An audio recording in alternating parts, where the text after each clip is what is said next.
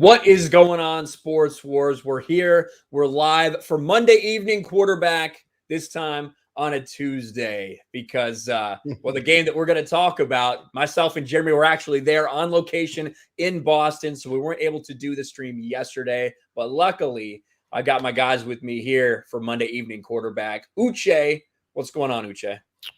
What is going on, everybody? What's up, Sports Wars? Let's got a lot of things to talk about today. Uche's just itching to get to that Urban Meyer topic, so because we know Uche's been talking about that for months now. But we also have Mr. Robert Barnes from sportspicks.locals.com. What's up, Robert? It was another good weekend. So 6 consecutive profitable weekends in a row for college football and NFL picks, and so hope to keep that rolling. That's been fun, and it was a eventful weekend, and interesting return of Tom Brady, and Belichick reminded everybody who at least bet the spread why he's Belichick. Oh yeah, and it was an interesting game, and that's the first thing we're going to talk about, to be sure, because I have a little bit of personal experience since I was there watching it when it happened. But as a reminder, the way we're going to do this show is we're going to do an NFL segment. So it's probably going to last 30 minutes, 40 minutes, something like that. Any super chats that come in, we'll hit those at the end of that segment related to the NFL. Then we're going to move on to a little bit of college football and then go through that segment at the end. We'll make sure we square up all super chats before we finish the stream. But let's just get right into it, because that's all anybody could talk about. It's all the media could talk about. You had 28 million people tune into NBC to watch it. Tom Brady made his return to Foxborough, and the Patriots damn near won. I was sitting right almost on the goal line, and I watched Nick Folk's kick hit that upright, and the air went out of that place. But what a phenomenal experience. It was raining the entire time. It wasn't super cold, but it was much colder than maybe a lot of Tampa Bay players are used to playing in. But somehow, some way, didn't look pretty, but Tom Brady and the Buccaneers were able to get it done against the New England Patriots. You know, Robert, you were talking about that spread and Bill Belichick. What were your takeaways from this game? So, yeah, I mean, I thought I had picked Belichick to cover. Didn't pick him to win, but picked him because they were getting a full touchdown, depending on where and when you got it. And that Tampa Bay would score less than 28 points on the team total. So both of those picks cashed, which was fun. Belichick is just very tough in this kind of situation. He's one of those, especially coming off a loss. If all you did for your entire NFL betting career was bet on Belichick, you would have made money almost every single season. He is one of the only coaches that has ever been true of in any sport. Extraordinary record. So that's why gamblers in Vegas have huge respect for the guy.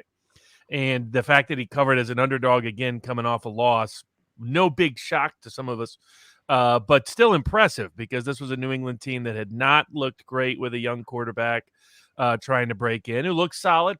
Jones, put in the effort that he needed to, but mostly it was the defense keeping Brady in check. And much like the defenses against Peyton Manning or other great quarterbacks, a really smart defense doesn't focus on great quarterbacks. It focuses on the offensive line and the running backs and the receivers, because if you confuse them, your quarterback is hamstrung anyway. And that's really what Belichick did. It wasn't so much did anything to Brady particularly. It was to everybody else, making their life difficult just enough. And you saw it at the end. The key spread covering event to a large degree was that last defensive play where Antonio Brown was just outside of its reach. And how does that happen? Belichick risks taking a timeout just to make sure he has one of his better defensive backs in for that precise play, for that precise possibility. So I thought it was a fun game, old school game, respect on both sides. There's still a lot of work to do in New England. I mean, they're tracking even further behind Buffalo, given how Buffalo beat the living daylights out of the poor Houston Texans, who did not play so well in the rain up there in that part of New England. That was ugly. But yeah, I thought Tampa is who we thought they were, and Belichick is still who we thought he was. Yeah, I think a lot of mutual respect from both sides in this game, and the fact that Mac Jones was able to do what he did was impressive. Robert brought it up. It's something I noticed when I was at the game, Uche, what New England was doing when it came to their rushing schemes, right? When they were trying to attack that offensive line, trying to get to Brady. You've seen it before. It's everybody faking what they're doing. They're rushing up right before the snap. They might even take one or two steps towards a line, then bail out into coverage. What was your, like, when you watched that game, what did you see? So this is something that New England has done for years when they're playing against, you know, any team. They have a package that we call the amoeba package. Amoeba being, it was literally a package where they maybe have defensive linemen, maybe don't. Like, there were literally film that we would watch where there would be Rob Ninkovich was the only defensive lineman and everyone else is linebackers and defensive backs. So you have to figure out, and this is where you confuse the offensive line, if they haven't studied film long enough to find a pattern, you have to figure out who are the D linemen, because it doesn't matter if they're actually defensive linemen. You have to declare 4 linemen, whether they're all linebackers or half linebackers, half DBs, because what's generally going to happen is for an offensive line that's not ready for something like that, they may only declare like 2 of the guys, one on the guys on the edges as rushers, but they don't know who else to block on the interior. Yeah. So they'll start getting mixed blitzes from the interior, and guys will be overthinking it. 2 guys will block 1 guy, 2 guys will come free. 2 guys will block 2 guys. The 3rd guy will loop around and come free. So it's a way to confuse the typical optics of what an O-line looks for and who they're going to block. And they ran, you know, a number of different blitzes like that. And that's one of the things that, you know, Belichick is known for being a genius for, is that he's able to come up with unconventional ways to actually like confuse, you know, your most veteran linemen, your most veteran offensive players into thinking that they're seeing something that they're not. And, you know, it really played well for him. I think in this respect, you know, Tampa Bay won the battle, but I think that there's a lot to be said about New England maybe winning the war, because we saw on the other side, on their offense, Mac Jones, who played a pretty good game.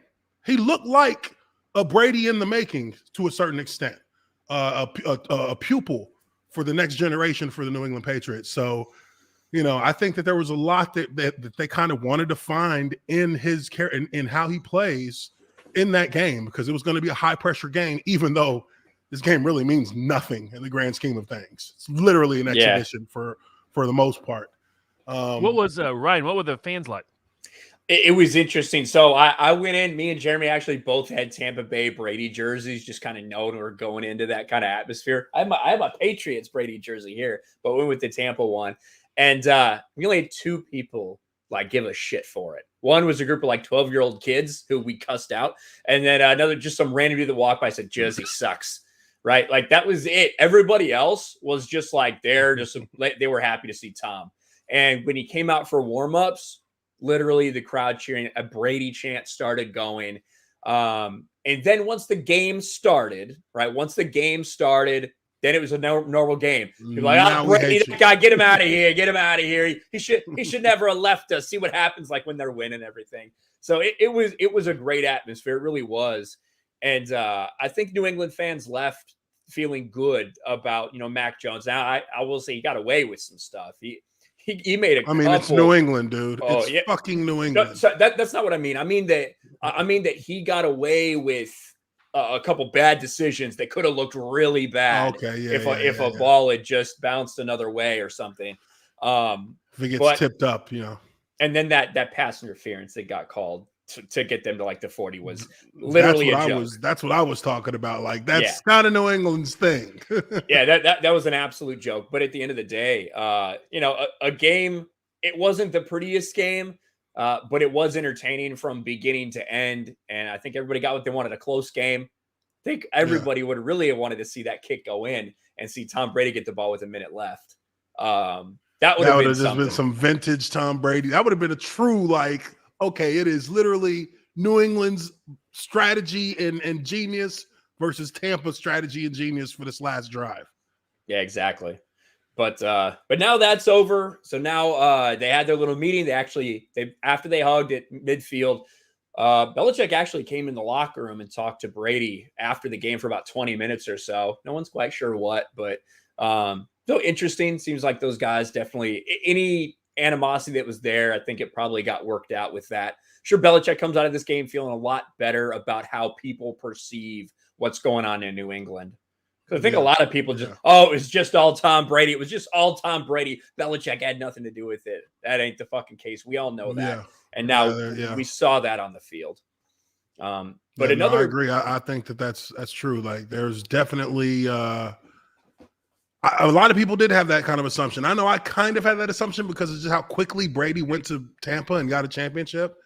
And, without really considering all of the reasons why New England on the other end, like, collapsed under their own weight, with a lot of players opting out and just, not really having a quarterback because Cam Newton is not the same guy because of that shoulder surgery. He can't even lift his arm up that high.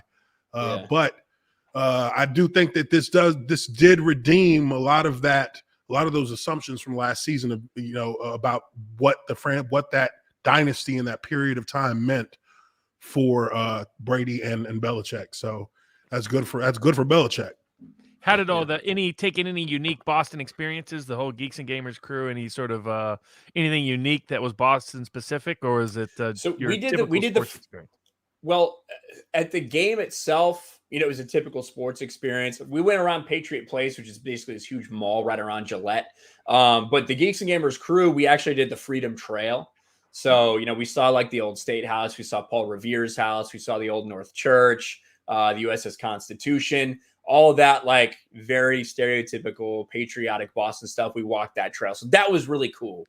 That was a great experience. I got a video coming out for that probably in a little bit, a couple days once I get the footage together. But Boston was awesome. This game took us forever to get out of the damn parking lot. And it was cold and it was rainy, but it was absolutely 100% worth it. So great game. Another great game that we had, probably the one that probably got the biggest headlines, I would say, rolling up to this, was the Los Angeles Rams against the Arizona Cardinals. Two teams in this stacked NFC West. That is stacked.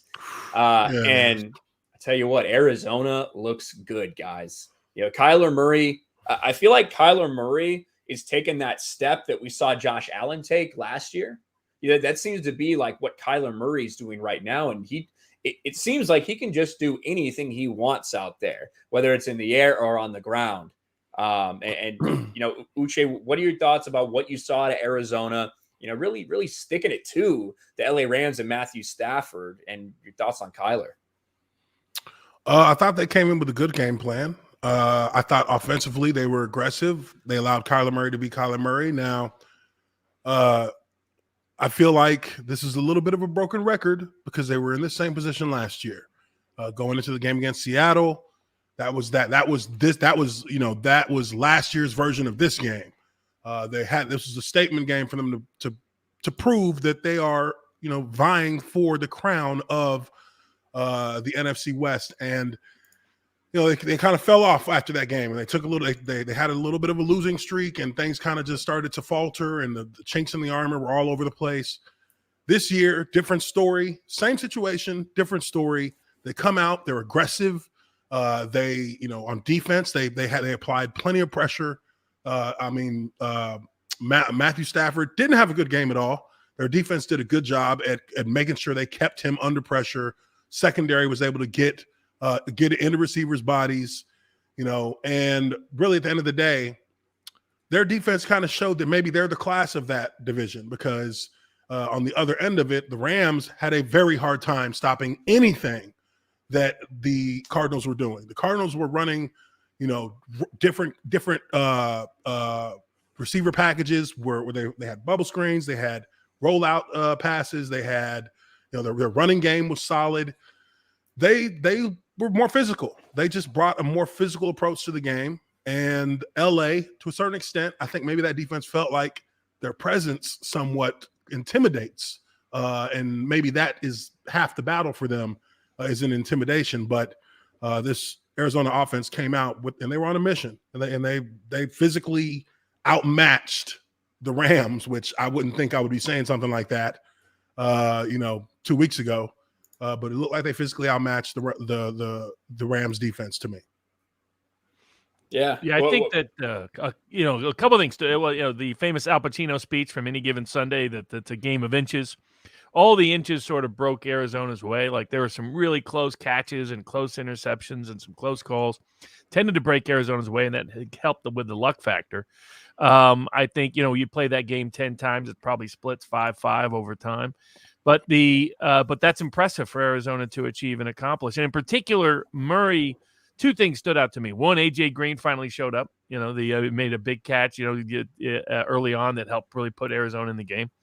And James Conner continues to perform well in Arizona's scheme.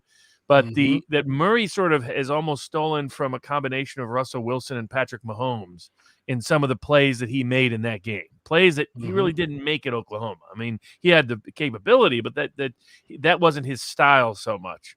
To see him make those kind of plays repeatedly against the Rams does show a Josh Allen type progression. And if he continues that, and, again, as noted last year, they weren't able to sustain that. If he's able to sustain that, then this is a team that, is a co-equal favorite. I mean, you have 4 teams, definitely 3 out of the NFC West that are considered Super Bowl contenders. Now that they made that clear because they looked a lot better than Tampa Bay did last week in LA. Yeah, they definitely did. And that's the direct comparison right there. And when you look at Arizona, the weapons they have on, how much of this is just Kyler, how much is just that offense and the way that Kingsbury is utilizing everybody. But when you look at that receiver core, I mean, they got guys who you never know who it's going to be. Is it going to be DeAndre Hopkins? Is it going to be a Christian Kirk? Is it going to be a Rondale Moore with the big game, or even AJ Green finally showing up? Yeah. And Edmonds had a big game in the backfield and out of the backfield receiving. So they're freaking loaded. They're fun to watch. Get the ball to anybody. Yeah, they're loaded and they're fun to watch. And they impressed against that LA Rams team. So now Arizona, the only undefeated team left in the NFL. Which is funny because usually it gets to like week 8. Yeah, we usually get to like week 8, week 9 before we get a loser or before we get to the last team that's undefeated. Yeah, you're usually talking about, at least for a while, a couple like 6-0, 7-0 teams. People like, the Miami Dolphins are going to pop out the champagne. It's like, all right, yeah, we understand. It's all those guys have anymore. Let them have their undefeated season. They pop their champagne and get mentioned every year. Arizona looked good. Now, 2 teams who have not looked very good have been the teams from New York.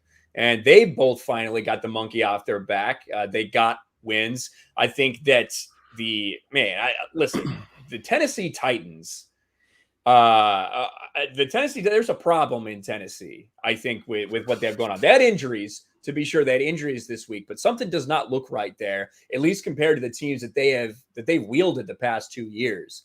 And so the Jets, who have not looked like they could score on a high school team, they go down and they beat Tennessee. Robert, when you're looking at that, when you're looking at Tennessee and how they've kind of changed over these past couple years, what was your takeaway from the Jets coming with a victory there?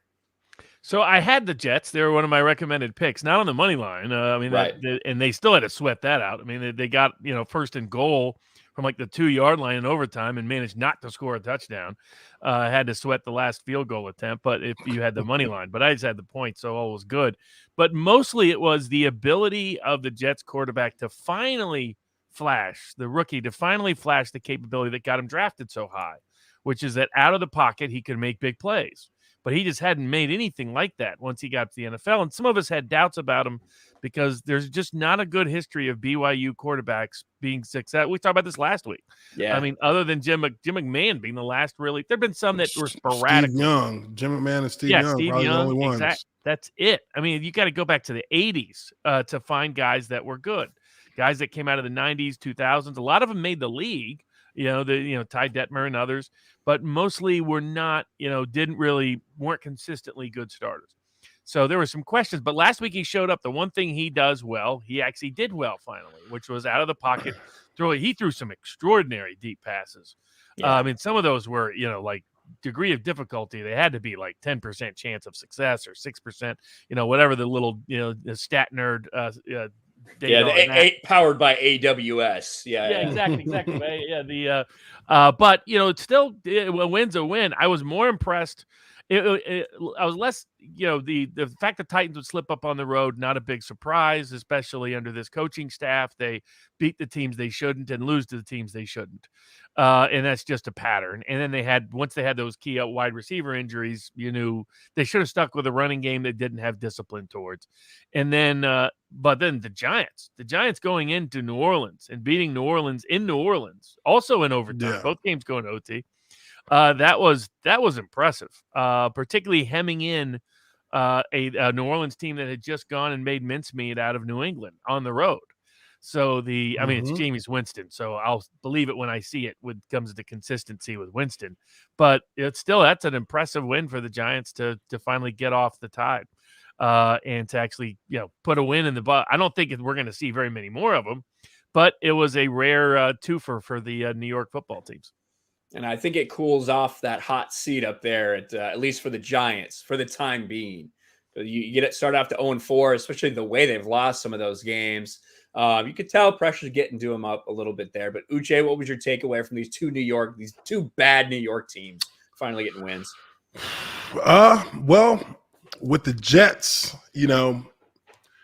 I think that it's going to take a little bit longer for this franchise to kind of like kind of round off that corner, just because of a lot of the damage that Gacy did when he was, in charge of the franchise. Now, every season is a different season in the NFL, and you look at a team like the Titans going into New York, losing that game, and the one thing that I can say about where I feel like it a little bit more of Tennessee losing rather than the Jets just kind of beating them is that I've been watching film on the Titans all season, and their offensive line has been inconsistent at best. Their play calling has been a little bit odd because they only dip into the running game, maybe every so often. I would say that it feels like they run around 20% less than they did last year, and 20% even, and maybe 25 or 30% less than they did the year before that. They're not leaning on the strength of this team. This team is literally built in the air of a 1990s Pittsburgh Steelers squad, early 2000s Pittsburgh Steelers squad that is running the ball down your throat and using their play action to pass down the field. That's what they did to beat Baltimore in the playoff 2 years ago. That's what they did.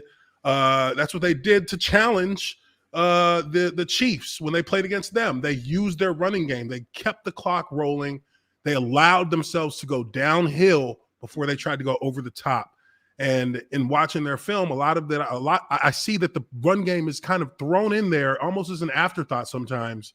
They don't really try to use it to set the tone of the game, set the tempo of the game, which is exactly what the running game is there for. It's there to set a tempo against the defense, to keep a defense keep their heels on the ground so that they feel like they have to be filling gaps rather than, backpedaling in the coverage the majority of the time. Tennessee can pass the ball. We know that, but they're not a team that is a pass-first team. They're not a team that is an over-the-top team without having had Derrick Henry, create that opportunity for them first.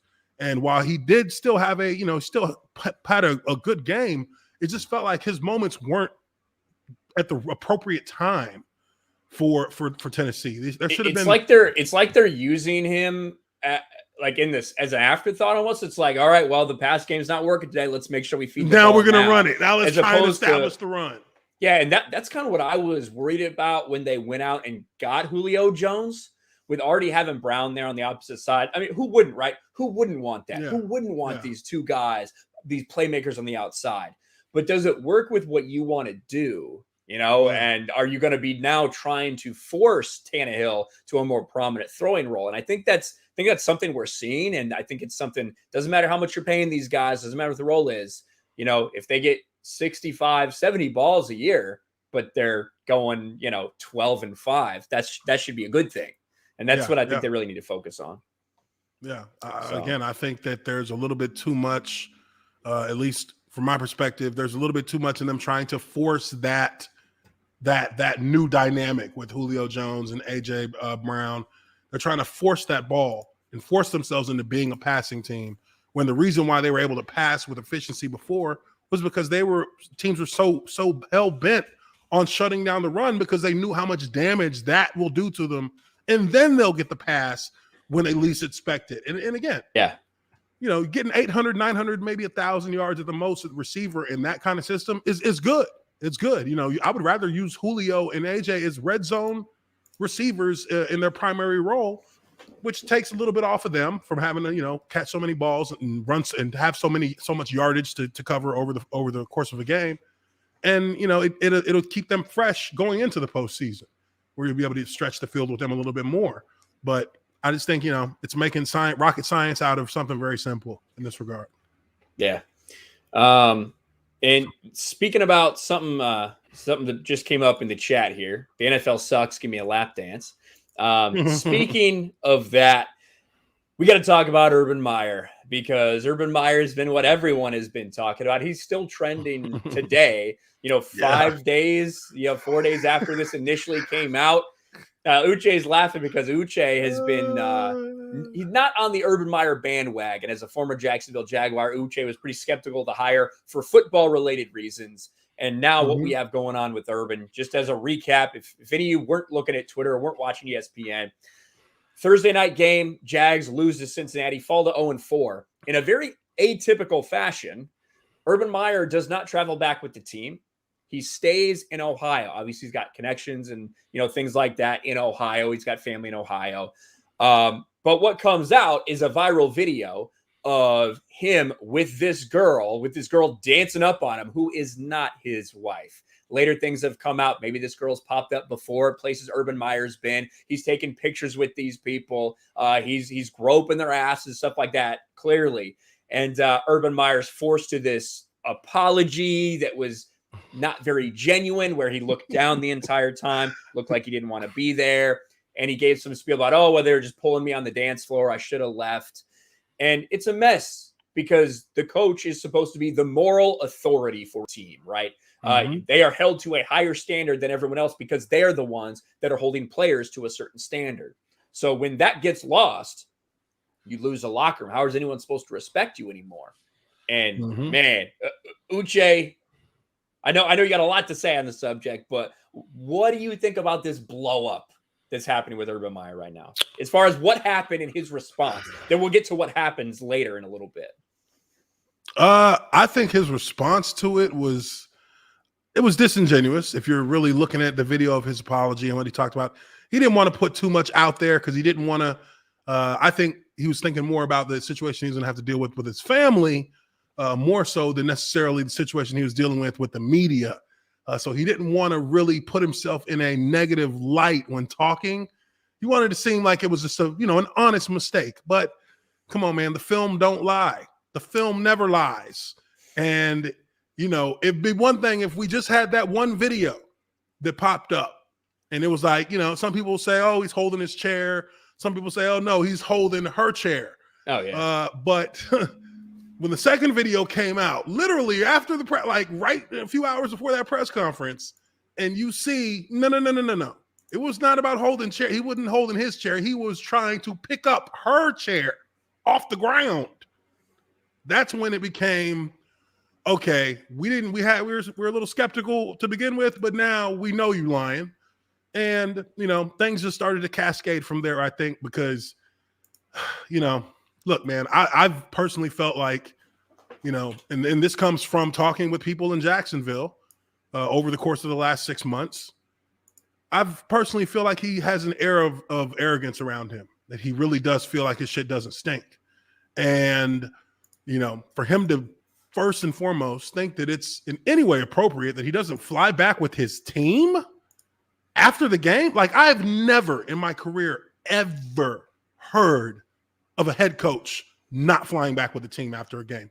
That does not happen. I think he may be the first head coach for a non-emergency reason to not fly back with the team after a game in the NFL's history. I'm pretty positive that I'm probably correct with this. Yeah. Because that just does not happen.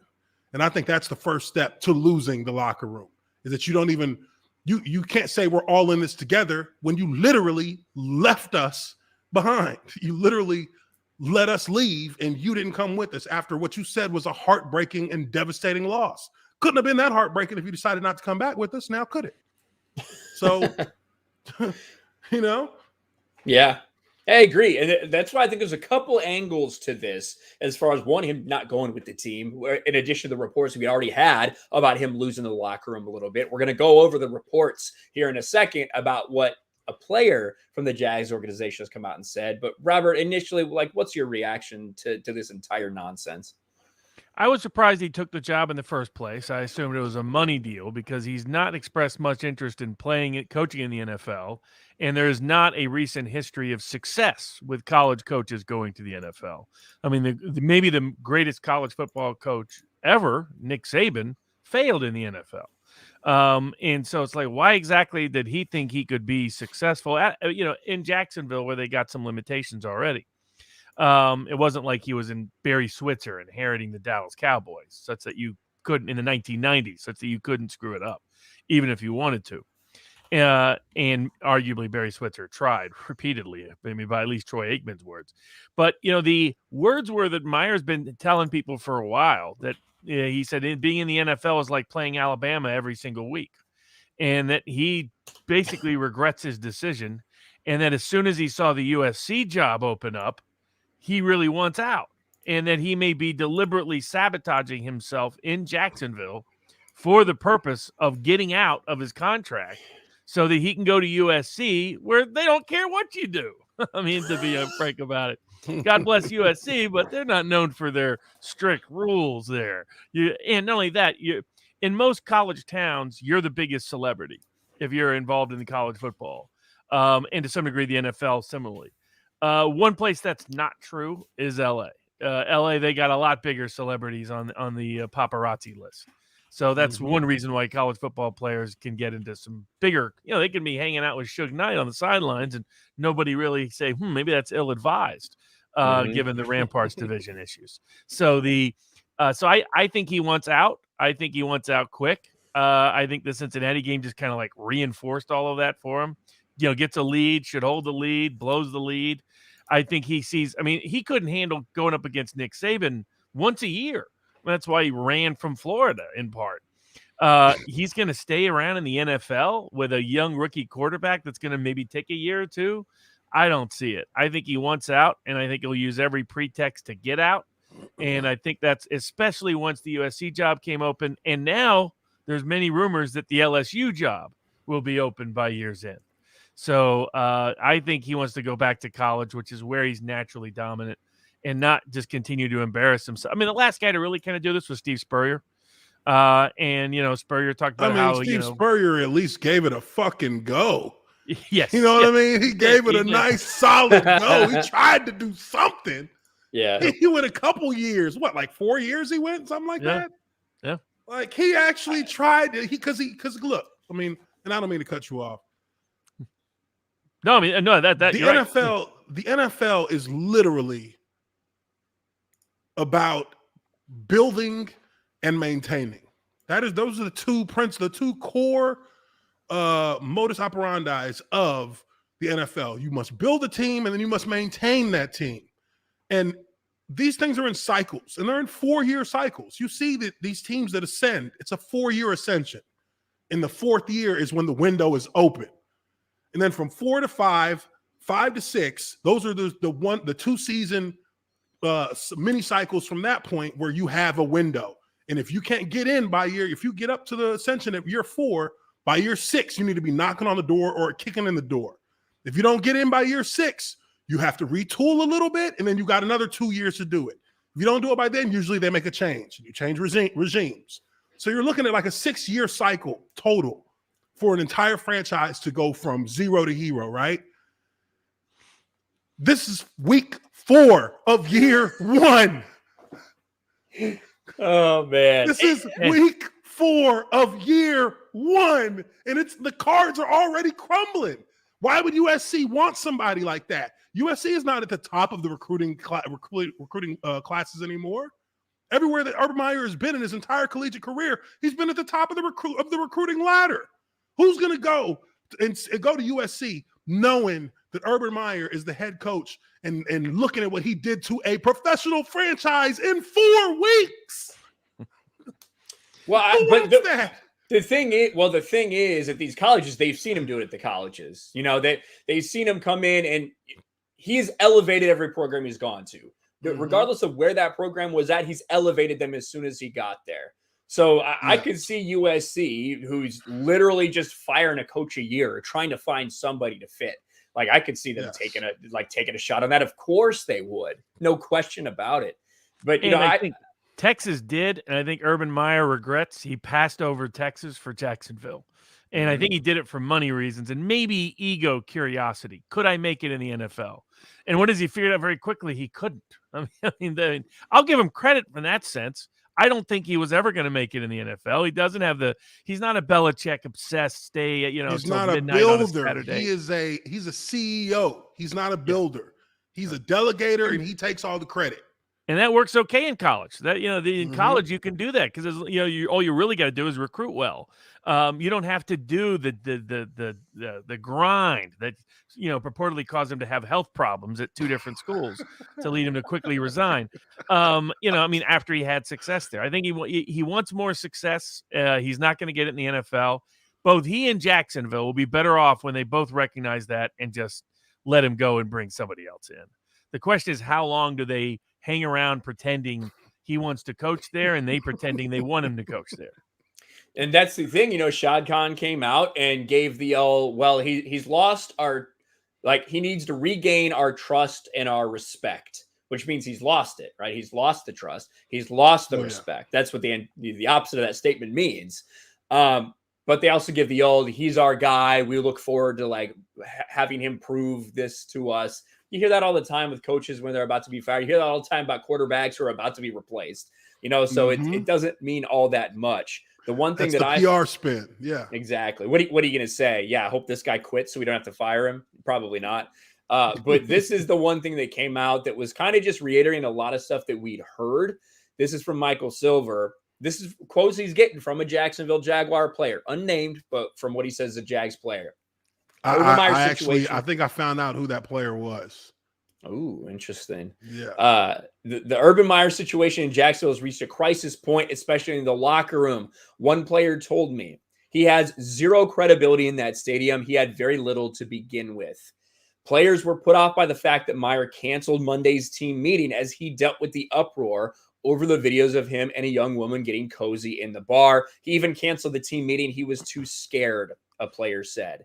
Instead, Urban Meyer only apologized to position groups individually. He portrayed the woman in the video as a random person who was just there dancing. Suffice to say, his audience was highly skeptical. Said one player, "We looked at him like, what the fuck?" Right when he left, everyone started dying laughing, and he knew it. Bottom line, it's bad. I don't know how he's going to function.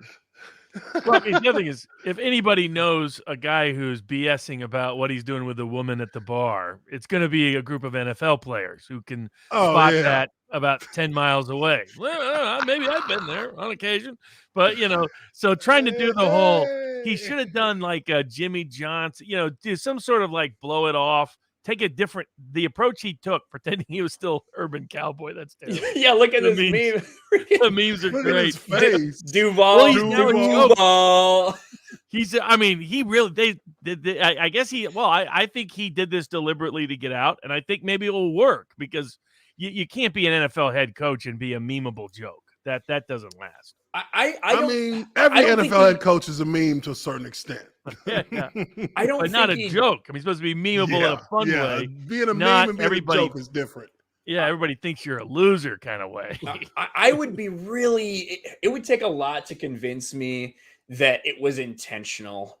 Like that he intentionally got this blown up because... Oh, I don't think he did that. I think he decided to behave recklessly because he wants out. Because he knew enough not to get back. He had to get back on that plane. I mean, if you care about the NFL gig, you get back on the plane and go with your team. Yeah, dude. You don't hang out there. So I'm sure he didn't plan on getting photographed with the blonde, but the big choice was not being on that plane to go back with that was the big choice. That's where you lose your credibility with your players. So this is kind of like this is a process, so it's modular, right? So we lose a game. And really, to be honest, I didn't even really care so much about them losing the game because they played the best game they played all year. You saw improvement. That's literally what the only thing that as a head coach that you should have been looking for. My team, yeah, we lost. That sucks. But we actually got a lot better this week over last week. I mean, it was night and day, to be honest. They looked like a professional football team. So you would think that would be the first spark of like inspiration for not only the coaching staff, but also the players to keep doing what they're doing, to keep, working the way that they're working the process to try and get themselves into their first W. It doesn't make sense to me that as a head coach, being the person that he says and claims that he is, with his principles about family, about honesty, about, integrity and all these different things, the one decision you made was not getting on that plane and returning back to the fucking city where you came from, which is literally I thought they were on a bye week when I saw this video, because I'm like, what is he doing in Ohio? They played on Thursday, but still, what are you doing in Ohio? Yeah. On Friday, you watch film as a team. You have a team meeting on Friday. You have position meetings to watch the game film. And then after everybody watches the game film, you may have guys who are scheduled to get in a weight lift. And then, everybody goes home. You're off the next day. You probably get Saturday and Sunday off. If you want to go out of town, go ahead. Saturday and Sunday. Be back, because on Monday, we got meetings again. You're off again on Tuesday. And then we start our week to get ready for the Titans. The biggest game of the season. This should literally be a point where now we have improved ourselves over this game with the Cincinnati to now see that we have a direction we can go to try and take on Tennessee. This is the kind of game we're going to want to play. And you don't even go back with your team. Then you canceled the Monday team meeting when all this shit has happened. What does that mean to your players? That means you're a pussy. That means you can't even stand up in front of us. We won't judge you. We fuck with chicks every day at the bars. We do this all the time. That's nothing to us. We don't care about that. We care about you being a man and coming to us. Yeah, you know what? You're a distraction right now. So come to us as a man. Stand in front of this room of 53 men and your coaching staff and apologize. And let us know that you're in this with us. That's what men want to hear. Maybe he feels better in the college atmosphere where they all bow down to your fucking greatness because you control their scholarships. But in the NFL, half of these motherfuckers are making more money than you make, and they actually got more clout than you within the organization. So there will be no bowing down, but there will be mutual respect, and it'll be expected. And if you can't do that, then you shouldn't be here. And really, I feel like for him to go out the way he may be looking to go out, he is going to tarnish his reputation as a coach in every respect, in an immense way. And I don't think he's going to be a front runner for an LSU or USC job because of that. Because you did things that across the board on every level in football, those are kind of like betrayals to the team itself, to everything that is promoted in the pyramid of success that John Wooten created, that is literally the blueprint of building a good team. You violated it. So you can't be. Nobody can trust you with that. Yeah. I mean, the good fortune for Urban Meyer, I mean, what I think it shows, he's checked out. He's checked out on the team. He's checked out on the program. He's checked out entirely. And the rumors, it seems to me now, are confirmed about that he regretted his NFL choice.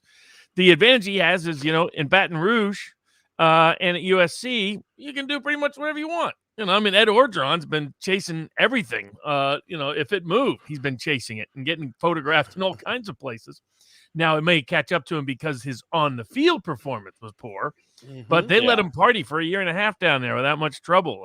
And USC has a comparable. I mean, Lane Kiffin's reputation precedes itself. I'll put it that way. Long before he got to Oxford, he and Mike Tomlin used to do that routine in Knoxville. It's just they made sure people weren't. We live in an age of everybody. Yeah, they made sure their asses wasn't on camera. Exactly. But that's what tells me carelessness and recklessness, and that's a sign of a guy who's checked out. So I think all sides would be better off the sooner Urban Meyer is gone from Jacksonville. Yeah, agreed. And it looks like it's not going to last much longer there. So we'll see what happens. But real quick, I wanted to also hit something from what happened this week in the NFL with Big Ben. We talked about Ben Roethlisberger, last week on this podcast, on this stream. And man, it looks like that is now national conversation. We were talking about potentially them moving on from him last week. That's all I hear from the mainstream media this week after yet another really poor performance. And it just does not look like it's clicking for them. Another fourth down play. It's so crazy. Another fourth down throw to Najee Harris out on the right flank. It's so weird, these play calls. But my God, like, Uche, we talked about a little last week, but where do you see the Pittsburgh Steelers turning? Do you think they take a shot with Haskins? Mason Rudolph's kind of a proven commodity there in Pittsburgh. I think he's played okay at times. Or do they go with Dwayne Haskins, who has, failed in Washington, yet has, maybe a little more status, I guess, with that big draft pick that got spent on him? Honestly, and I know this will probably sound just a little bit like this will sound a little old school, but honestly, man, nobody can bench Big Ben right now except for Big Ben. Now, I don't think he's particularly playing well at all, but he has such a resume of work, a body of work that has been beneficial to this organization for so long that they will afford him that respect, and that they will not bench him unless he asks them to sit him. They won't bench him. I don't think they should. A guy like that who's been doing it for 20 years, you let him go out on his sword. You let him go out on his shield. If that's how he wants to go out, then that's how he's going to go out. I don't think any players, honestly, I don't think any players on the team feel any differently, because he's done so much. He's battled with them. He's carried them at times. You can't let that guy, you cannot subject him to the humiliation of, okay, we're going to start this young motherfucker who last you saw him, he got a helmet popped over his face and we had 6-7 guys get suspended. No, they're not going to do that. Dwayne Haskins, he's a project. They don't know enough about him and probably don't trust him enough to hand the season over to him as well. I think that Big Ben stays a starter. I think it'll be painful. I think it'll be heartbreaking for many Pittsburgh fans to watch and to witness, but this is how your heroes die. And you sometimes you get a front row seat to it, and they would prefer it to be that way rather than to see them relegated to a secondary role as a cheerleader, because that's what you become when you go from starting to backup quarterback. You become the cheerleader. I don't think they want that for Big Ben. I don't think any fans truly want to see that for Big Ben. Let him suffer the season. If he turns it around, great. If he doesn't, great. But we know one thing is for damn certain. At the end of this season, he is fucking done. He will announce his retirement, and he will be done. And he'll be honorable, and that'll be an honorable end. You know what I mean? So I think we just keep him in there and let him go through it. Yeah, and I think that the one guy I guess you could point to that would be a situation similar would be Eli Manning. And what happened to Eli Manning with the Giants and how people respond to that. Now, obviously, if things don't work out super well, you're going to be subject to a lot more criticism for making that move. But what's your opinion on the entire thing, Robert? Do you think that this is something that Mike Tomlin would think about with this team this year, actually making a move and pulling Big Ben? Or do you think he rides it out? I think quarterbacks like Dan Marino, quarterbacks like Drew Brees, created sort of a false impression at times, because and John Elway, that's the abnormal way that great quarterbacks leave. Most of them, like Joe Montana, got benched by the 49ers. I mean, had to go to the Chiefs to play instead, got replaced by Steve Young. Peyton Manning, benched in his last Super Bowl championship year, came back at the end of the year. Now, to his credit, recognized by that point his limitations and quickly resigned after the Super Bowl, or retired after the Super Bowl. Brett Favre. Favre could never figure out when to quit. Maybe I'm going to quit, and then ultimately got benched. Made a nice comeback in Minnesota. But this is kind of the norm. The norm is because quarterbacks fall off so fast, they often have hard times accepting it, that they have suddenly lost something that they've had their entire lives, and it's just gone. And there were signs of it last year. What we talked about last week was, you looked at his data going back 10 weeks, going back to week 10 last season, he had not had a good game once in like 16 games. And when the drop-off happened, it's sudden, and you could see it if you watched parts of it in slow motion or watched it on game film. You're like, there are things, throws he used to make reflexively, he can't make. Escapes from the pocket he used to make instinctively, he can't make. And the problem was that the rest of that team is not good enough to sustain a declining quarterback. Peyton Manning could come back with the Denver Broncos because that defense was freakishly good. Pittsburgh is not, it's good defense, but nowhere near where that defense was of the Broncos that won the Super Bowl. So, and the question becomes I agree that I've always favored letting the legend decide when to step down. But I think it's up to Big Ben to recognize his limits and either redesign the offense to fit what he still can do, or start letting the other guys get more reps. Because do you really want to go down with just a long, bad, miserable season? But that's usually the way it goes. They can't believe that they can't do it. And it takes like 16 weeks of beatings before I guess I got to go. Then he realizes at the end, when it's all said and done, he realizes and he steps aside, and there's no shame in that. But right now you got to think of the organization, Pittsburgh's organization. They work a little bit different than other teams. Honestly, they do kind of live by those principles of respecting code of respecting guys who have put in the work, who have earned their stripes. You don't disrespect them. And I think that's probably the main reason why they would allow him to, let it be his call. Mike Tomlin came up in that system too. He's not going to, he's going to feel the same way. Let it be his call because he's the dude who got me 2 rings. You know what I mean? So it's a tough situation for Big Ben, man. I've respected his game for the longest because, he wasn't one guy that many people thought would be around that long and be as successful as he was that quick, coming out of Miami, Ohio. So, he had his controversies and shit, but the dude on the field, he played a hell of a game. And we're seeing it now come to its end. I mean, we kind of wondered. We've been wondering it over the past couple of years. It's coming because it's starting to get a little shaky. But hell, I think they just need to. I think they need to revert. They need to bookend his career a little bit if they're going to go forward with Big Ben. When we first saw him coming to the league, he was throwing 13, 15 times a game. And, they were relying on that rush. You got Najee Harris back there, start focusing a little bit more on that, be a little bit less reliant on Big Ben trying to make plays out there. And if that's how you let him roll in the sunset, do it that way. But if Mike Tomlin believes they have a team that could do something, which I don't think he does, I think he probably recognizes that, you got they're like a 7-8 win team this year at the best. Exactly. Then maybe you do just let him ride it out instead of, making a decision that isn't going to get you anywhere in the long run anyway. But I guess we'll see. All right, guys, I got to head up out of here. I do appreciate y'all very much. Appreciate you guys in the chat. You guys have been pretty cool. I see some interesting messages on there. I appreciate you guys, man. And I'll see y'all next either Sunday or Monday, right? We'll do it Monday. We will do it Monday. It'll actually be Monday evening quarterback. So okay, Monday evening. Yeah. All right, perfect. All right, guys, y'all be good. All right, see you, Uch. Yep.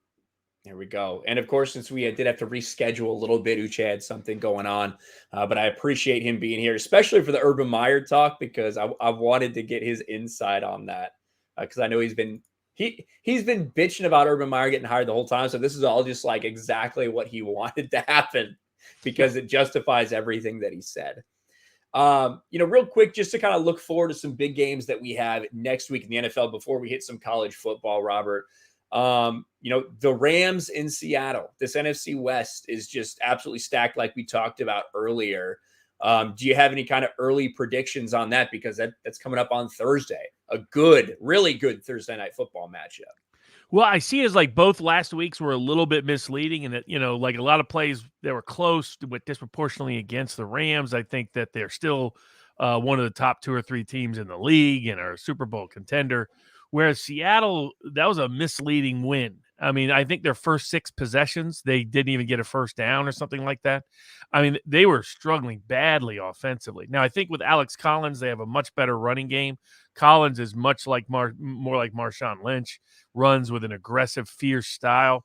And I think that may upgrade their offensive capabilities. But they mostly benefited from the San Francisco having a quarterback substitution at halftime. Otherwise, I don't think they're even in that game.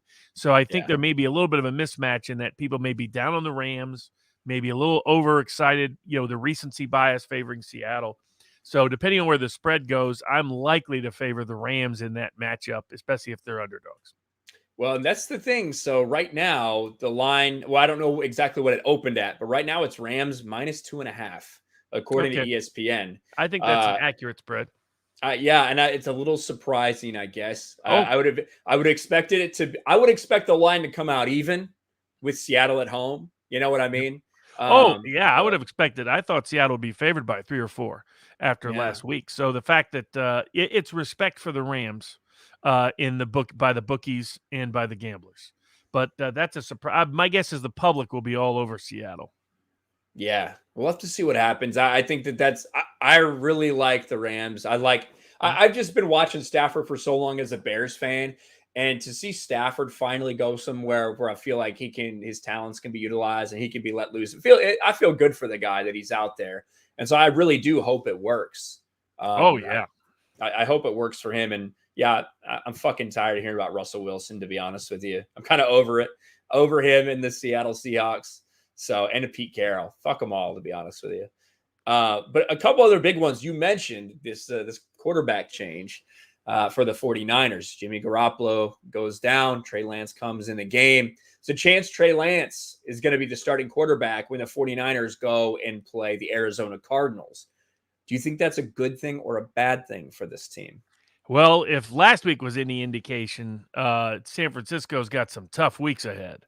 Apparently, Garoppolo sort of spilled the beans on him being out because the coaching staff wanted to keep that under wraps, and so that Arizona couldn't easily prepare. Because other than a wide open bust, Lance looked atrocious, and even on the wide open bust, that was one of the ugliest passes to as wide open as you'll ever see in the history of the league. Yeah. That I've witnessed. And I was like, I was not a big fan of this kid coming out of college. Didn't have a lot of experience against top tier competition. And we saw with guys like Josh Allen, even guys that showed a lot of promise, when they're stepping up so big in class, it takes longer for them to adjust. That's not like they've been playing at the Power 5 conference level where they've faced at least some NFL type competition, even if not the same scale. When they're going from lower level of college football right into the league, you generally see some guys struggle. I mean, Steve McNair, only a few guys really were easy fixes, were good right away. So he looked awful. I mean, yeah, he can run the ball a little, but like if, someone asked me on a fantasy thing, pick whether that you would pick him up. And I was like, absolutely not. No. His running stats might help you, but I think it's going to be ugly. I think San Francisco fans and frankly, John Lynch made a bad decision with putting so much stock in him. I get why they wanted a backup. Their issue was Garoppolo gets hurt all the time, and here he is hurt again. But that isn't a reason to pick that kid, in my view. I don't understand why you pick. I don't understand why you go with him. I think it would make more sense for them to have picked Justin Fields, to have picked Mac Jones. I think those are better fits for what they want to run. So the idea that they picked Trey Lance, a guy who you're probably not going to run that same offense that you use Garoppolo in. I don't know. I'm not a Garoppolo guy. It seems like he does enough to when you start questioning him, he'll go and have a big game and he'll do enough to get the monkey off his back a little bit there. But it seemed like a lot of 49ers fans and a lot of people in the NFL thought that this meant that Garoppolo's gone. They're going to move him this offseason kind of thing when they got Trey Lance. And I don't think they're saying that right now. And Kyler Murray and the Cardinals are probably just going to stomp all over them. Yeah, I mean, Justin Fields looked a lot better in his second week, but there was a reason to believe he would look a lot better in his second week. Maybe we'll see if they do some magic this week. But, I mean, I was stunned at how bad he looked. I mean, and I was someone who was a skeptic of him. But, I mean, he just looked like he had no idea what he was doing out there. Whereas Fields just looked unprepared. He didn't look like he was unready in the ways that Lance did. So I think it's going to be ugly for San Francisco this week. Yeah, and then we got another big game Monday night. Sunday night game, I think. Yeah, Sunday night game. Bills at the Chiefs. So Josh Allen goes to play Patrick Mahomes at Kansas City after the Chiefs come off a big win, kind of getting back to where they wanted to look like.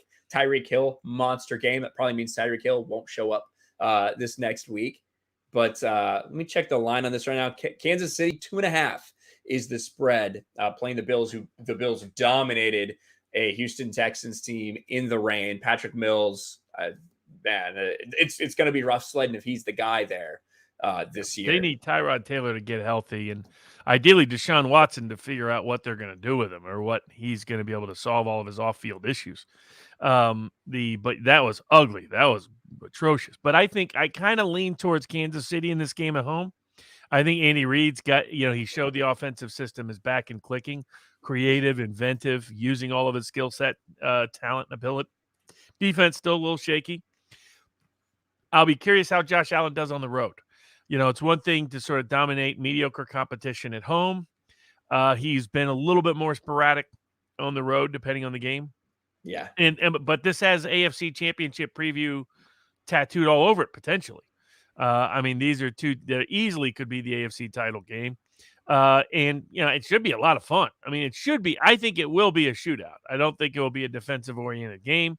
No. I think Kansas City has woken up from its Super Bowl loss slumber, and I think Andy Reid will have them up and going.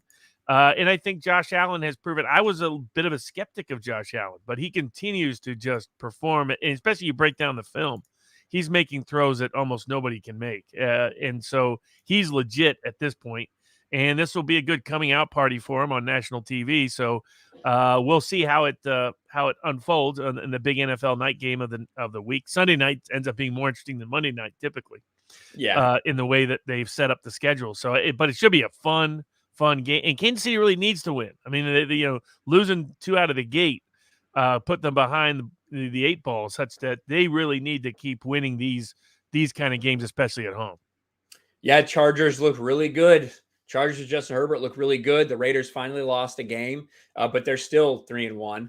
So important game for them. And I would say a less important game for Buffalo on the road. But still, I think that people are seeing, especially after that first game, they're still waiting for Buffalo to really be the machine that they thought they were to start the season against a team that's not complete dog shit like the Houston Texans were on Sunday. Right. But let's move on to a little bit of college football, because we did have some big college football games this weekend too. And with the exception of Oregon losing to Stanford, basically everybody that you would think would have won these games ended up winning these games. We had some big SEC matchups between Alabama and Ole Miss. Yeah, Georgia and Arkansas, which is a game a lot of people were looking forward to, us included. And they really weren't even close. Alabama took care of business. Georgia took care of business. They look definitively like the 2 best teams in the nation right now.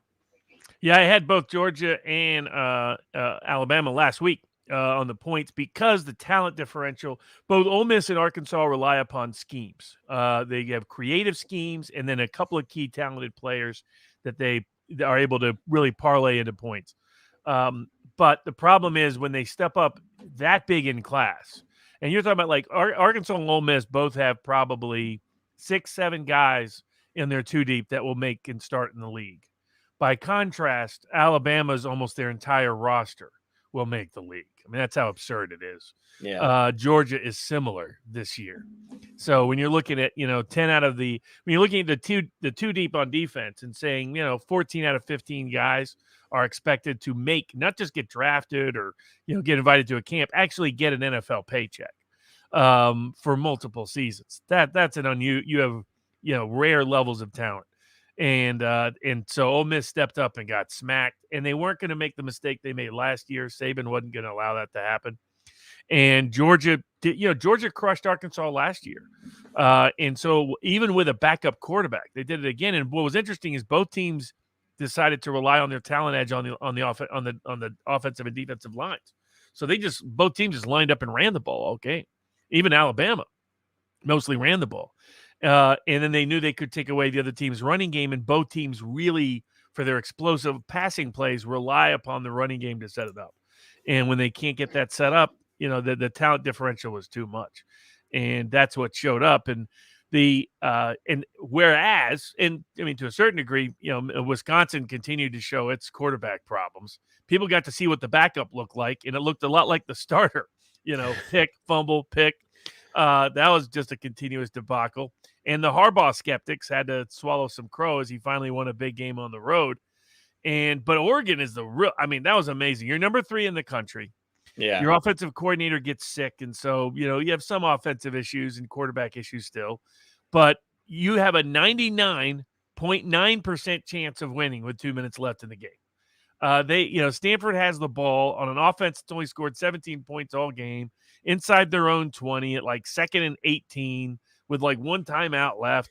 This game should be over, like the Baltimore Ravens game from last week or Aaron Rodgers from last week. But instead, now the refs were kind of interesting. They got some New England home cooking. They got 4 penalty calls back to back to back. They got an extra down to throw in the touchdown. They suspended. They kicked out the best defensive player on Oregon's team on a real questionable call. Was it a targeting?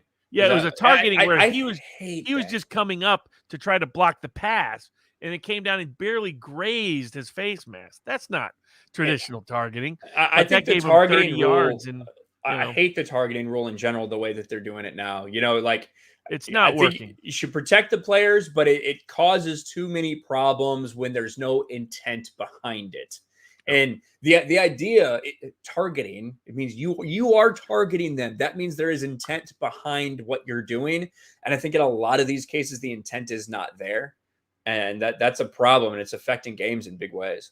No doubt. And it cost Oregon. So that, now Stanford, they've lost twice to UCLA and Kansas State as underdogs. And then they went in and upset USC as a 17-point underdog and upset Oregon as almost a double-digit underdog, which they've done to Oregon repeatedly.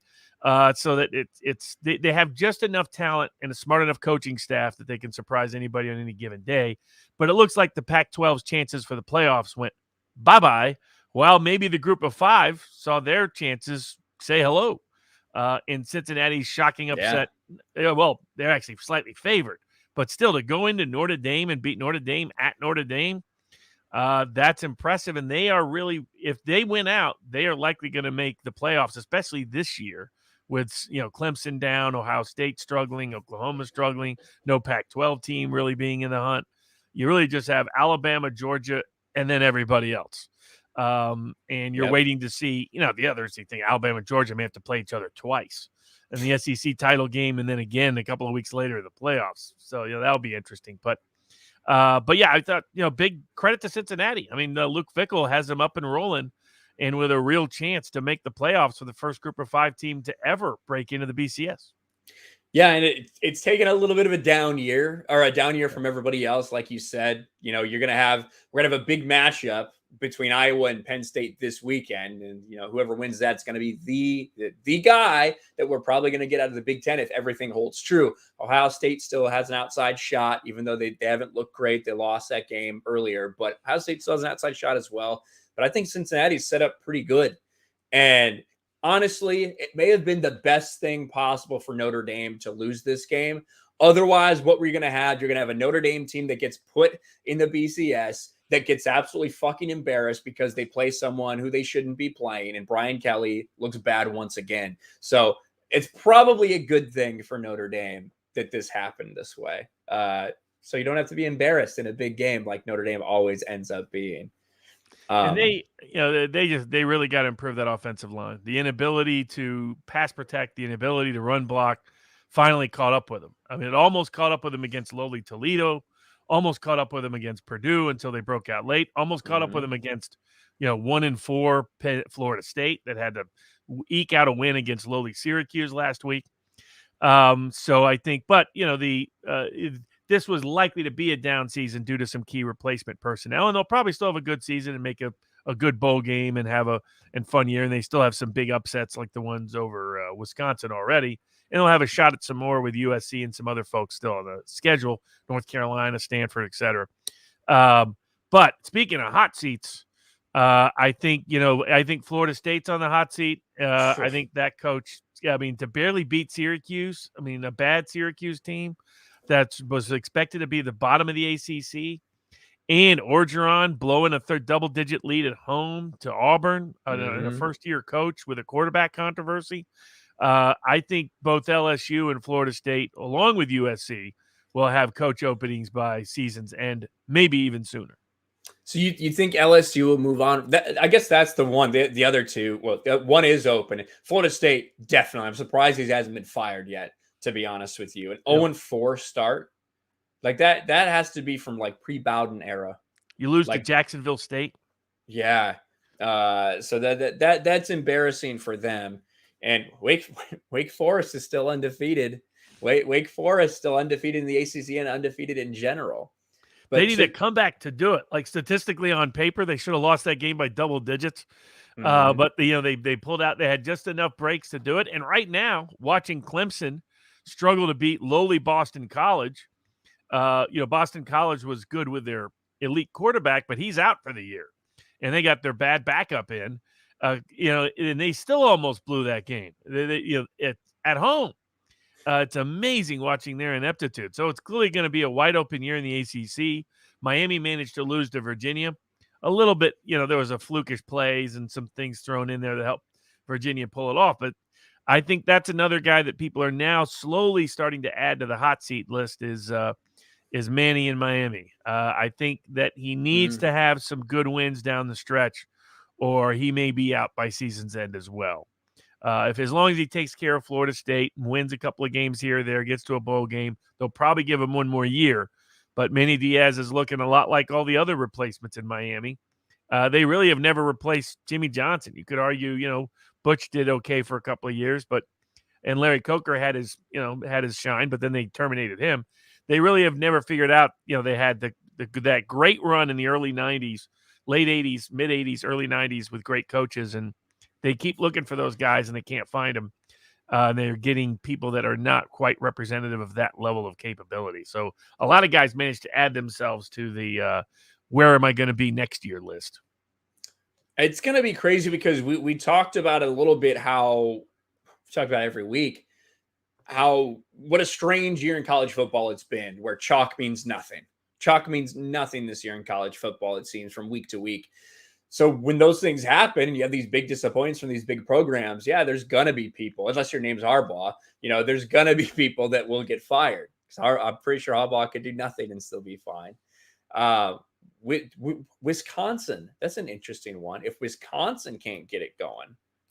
I think that, it was Barry Alvarez Day there at Michigan. They really had a chance. Now, quarterback did get hurt right at the beginning of the second half. Though that's the Graham Mertz that has been unreliable his entire career. Yeah. Basically, the defense is playing great. Running game is sporadic. The biggest problem is they have no passing game that anybody respects. If Mertz comes back healthy, maybe Mertz gets it together. He's still young. He is very young. Wisconsin doesn't have some history of great quarterbacks anyway. Yeah. They just need him to be decent. But it looks like he made a mistake in choosing Mertz, that he probably should have continued to develop Mertz. And let Jack Cohn stay as the starter because he was serviceable in what Wisconsin's offense does.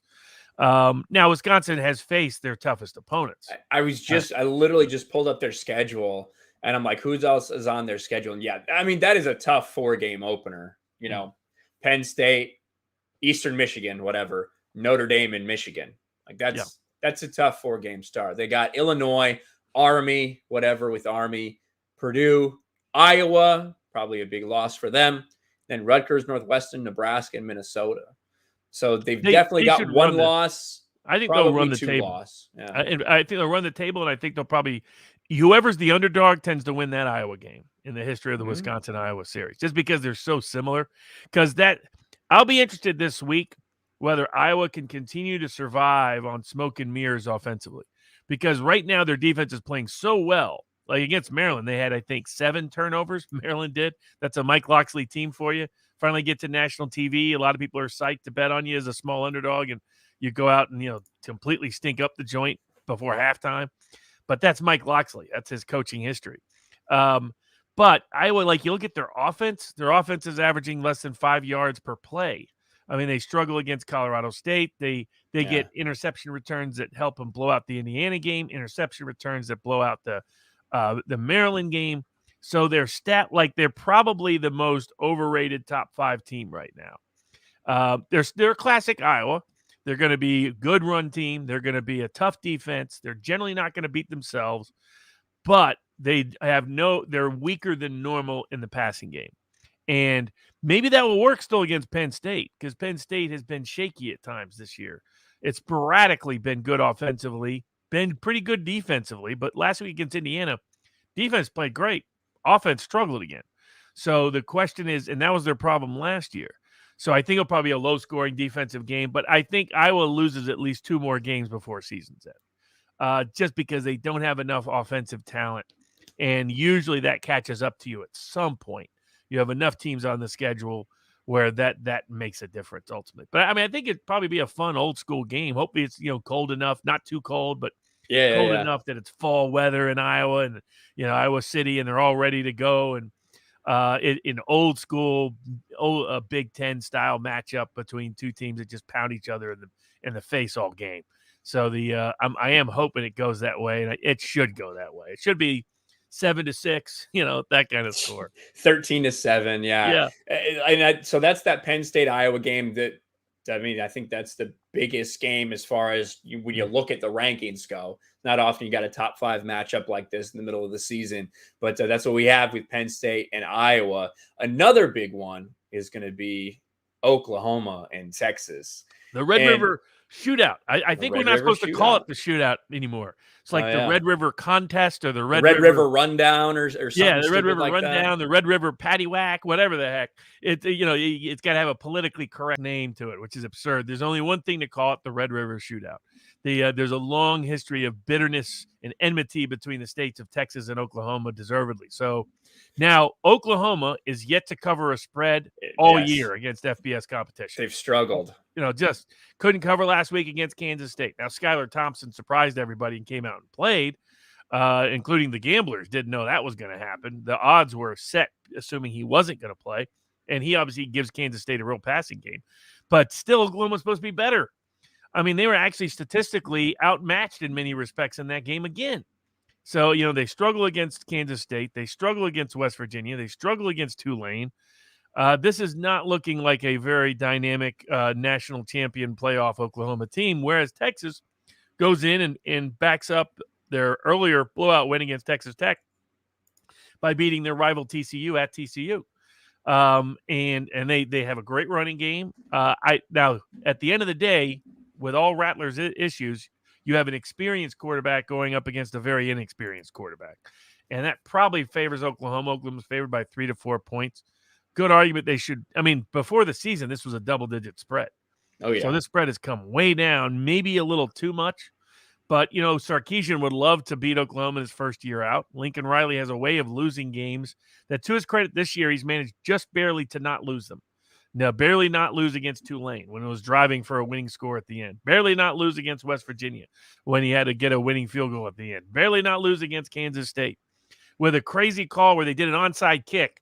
And because the onside kick went up and tapped the very bottom of his shoe, they ruled it was a double kick. And even though Kansas State had recovered, they ruled it was actually Oklahoma's ball at like the 30-yard line. So it was one of those. In fact, they went back and forth on the confirming. They did a double review, which was supposed to not happen. So, how many more breaks can Oklahoma get like that? But, I would favor Oklahoma, but I think Texas. We'll see if Oklahoma's defense really is better in this matchup, because Texas right now is kind of one-dimensional. Great running team, very inexperienced at quarterback, very unreliable. And in their only big TV matchup this year, they got their heads handed to them by an Arkansas squad that couldn't move the ball at all against Georgia. So I lean Oklahoma in the game, but I think it should be a good game given Oklahoma's inability to cover any spread so far this year. That's what I think too. And eventually, if you're Oklahoma, you can't fuck around with teams as talented as Texas. Mm-hmm. Regardless of the experience level, when you got those kind of players on the field, they're going to be able to take advantage of that. Yep. So I think Oklahoma gets it done, but I think that I think this is the thing that kicks Oklahoma into gear. If they have a gear, this is where they're going to have to find it. And it's where Bob Stoops used to be. When Bob Stoops was having a shaky season, he'd go in and blow out Texas. Yeah. And all of a sudden, boom, they'd be rolling. And so Lincoln Riley really needs this. If he wants credibility to think this team belongs in the playoffs, particularly knowing they're likely to lose a game some point this year, if he wants that confidence, he needs to demolish Texas on a national stage. Anything less than that makes them vulnerable to be outside looking in if they get tripped up somewhere down the road. Yeah.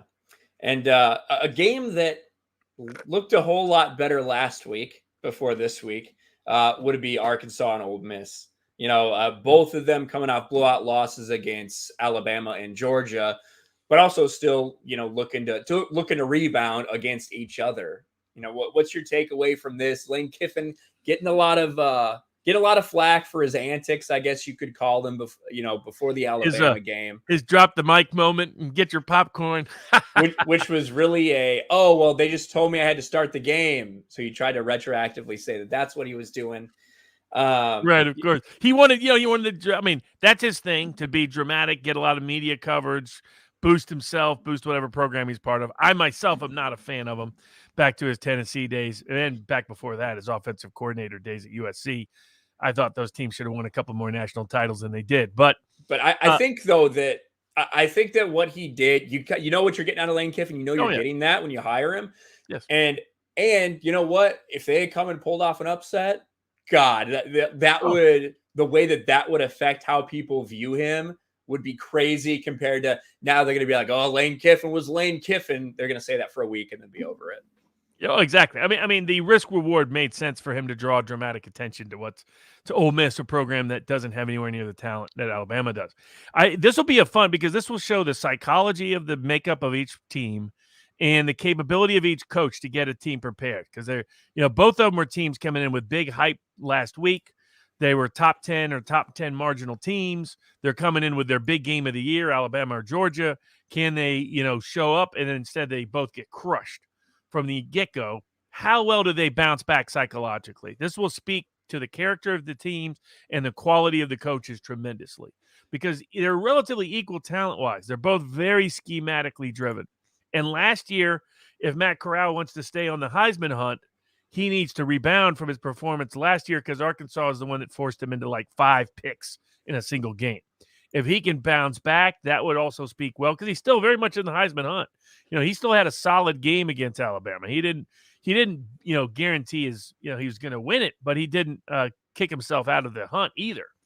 And so if he bounces back well against a team that caused him lots of troubles last year, that would really boost him and put Ole Miss back on the track of success. Same with Arkansas. If they can come in and bounce back by beating Ole Miss, then they're back to having a stellar season, a surprise season that no one saw coming. So I think it's a big bounce back week that will tell us a lot about the character of the players and the coaches on each sideline. Yeah, it's going to be interesting, no doubt, as we start this middle part of the college football season, where you really start to see who we're looking at for the BCS when it all comes down to it. I get a stupid ad playing in my ear. Go ahead.